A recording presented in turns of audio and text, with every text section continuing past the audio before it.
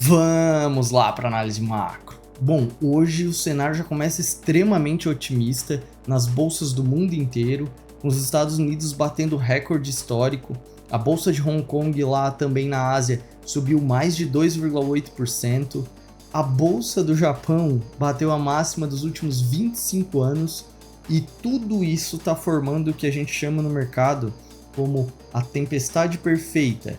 É quando tudo anda para o mesmo lado, e isso tende a refletir para a nossa abertura da bolsa aqui no Brasil, obviamente, né? Mas já começando a falar o porquê tudo isso está acontecendo no mundo, nós tivemos a bolsa dos Estados Unidos disparando aí, batendo a máxima histórica, depois que saiu um dado econômico fraco. Justamente, porque as vendas do varejo dos Estados Unidos vieram bem mais fracas do que o esperado.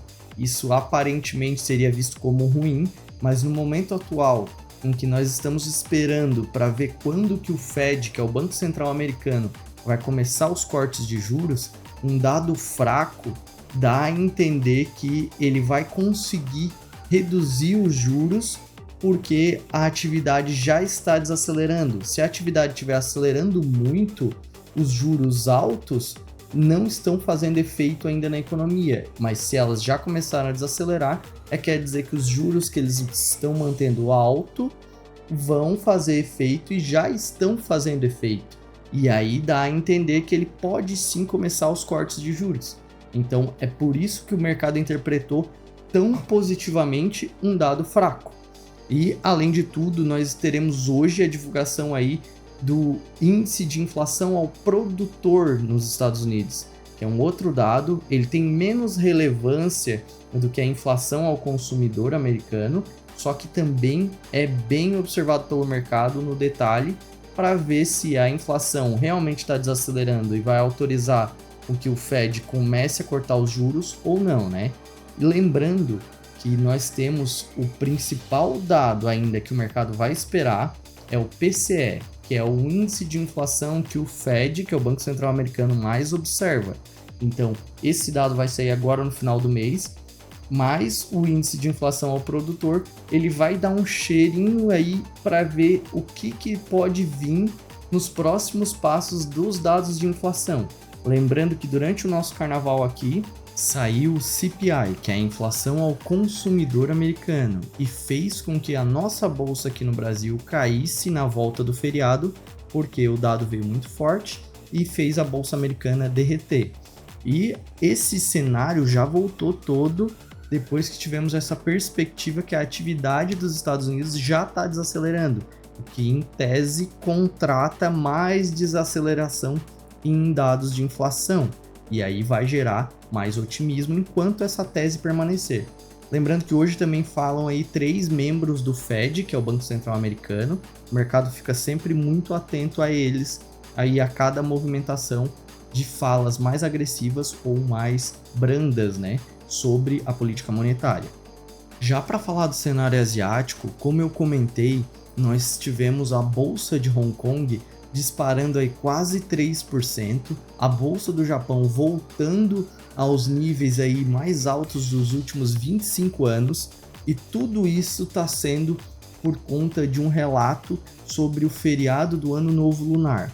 A Bloomberg relatou que possivelmente esse vai ser o feriado de Ano Novo Lunar com o maior nível de consumo dos últimos 5 anos. E isso é extremamente positivo, lembrando que a China vem vivendo um momento de desaceleração o ano passado inteiro, que não estava conseguindo nem com os estímulos do governo se reanimar. E o consumidor consumindo tanto assim durante um feriado dá boas perspectivas que agora na volta das atividades teremos mais consumo e mais produção e assim por diante. Então tudo isso está fazendo essas bolsas dispararem e reflete positivamente para a gente aqui no Brasil. Porque a gente tem que lembrar que a China é o nosso principal cliente. E se eles vão bem, automaticamente tende a refletir positivamente para a nossa bolsa e para a nossa economia aqui no Brasil.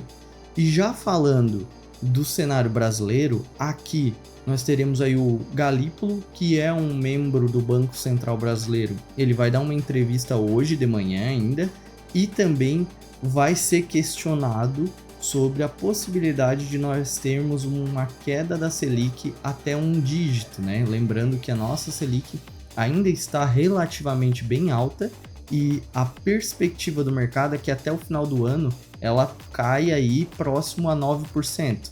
E, óbvio, ele vai ser perguntado sobre isso e se ele falar alguma coisa muito diferente do que é o consenso do mercado, pode fazer preço na bolsa, mas se não falar, vai ficar tudo tranquilo. E um outro fato extremamente relevante aqui interno é que ontem nós tivemos uma reunião do Conselho da Vale e nela eles não chegaram num acordo sobre se eles vão ou não substituir o CEO. E basicamente isso pode gerar um pouco de precificação na ação enquanto isso não se resolver, porque a gente lembra, o mercado não gosta de incertezas. E isso pode automaticamente refletir negativamente na precificação da ação enquanto não se resolver. Mas não é algo que vai fazer uma pressão muito forte hoje, porque o cenário, como eu comentei, é um cenário de tempestade perfeita, em que a maior probabilidade para o dia de hoje é que nós tenhamos uma abertura em alta para a bolsa e em queda para o dólar, e isso tende a se estender ao longo do dia se não sair nada de muito relevante.